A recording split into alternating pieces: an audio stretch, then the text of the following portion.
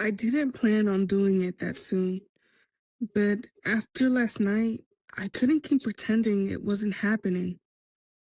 So I called him. I didn't tell him everything, just that I needed him to come back and look at something. Something I couldn't explain over the phone. When he walked in, he looked off. Not scared, just distracted. Like he walked into a room and forgot why he was there. I didn't say anything at first. I just put the key on the table between us. We both stared at it longer than we should have. Then I asked him, "Do you remember what you said about this?" He frowned, not confused, more like he was trying to remember something that wasn't there anymore. He looked at me and said, "No, I don't remember." For a second, neither of us said anything, because I remembered it clearly. I feel like I've seen this before. He said that. I know he did. But now, it was gone. Like that moment never happened. I didn't correct him. I just watched him, trying to figure out what else he didn't remember. The room felt different after that. Quieter. Not silent, just muffled.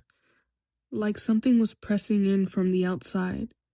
He looked back down at the key, and this time, he didn't hesitate.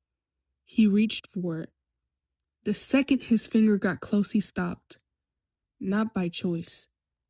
His hand just paused in the air, hovering, like he hit something that wasn't there. "You see that, right?" he said, without looking at me. I didn't answer, because I wasn't sure what I was supposed to be seeing. He pushed his hand down again, slower this time, more careful. His fingers almost touched it, but they didn't. They couldn't. There was a gap, small, barely noticeable, but enough. "It won't let me," he said. His voice sounded different, lower, tighter. "Let you what?" I asked. "Hold it." He tried again, harder this time, and that's when he flinched. Pulled his hand back like he touched something hot. He stared at his fingers, turning his hand over like something should be there. But there wasn't anything. "It feels like," he said, then stopped. "Like what?" I asked. He didn't answer right away. Then he said it, so quietly, like he didn't want to hear himself say it. "Like something else is holding it." That's when I felt it too. Not on the key, not on the table, in the room. We weren't alone anymore.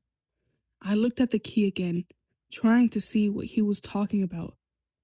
At first, nothing looked different. Then, I noticed the reflection. It didn't match. The key was on the table still, but the reflection shifted. Just slightly, like it moved after I looked at it. I leaned closer, trying to focus, and for a second, I thought I saw something else in it. Not clear, not a shape I could describe, just something that didn't belong there. I leaned back immediately. "I'm not touching that again," he said. He stood up fast, knocked the chair slightly, didn't fix it. "I don't feel right," he added, and then he left. No goodbye, no explanation, just gone. I didn't stop him, because I already knew it didn't work. I looked back at the key. It hadn't moved, but somehow it felt closer. "I don't think it wants to leave. I think it's waiting."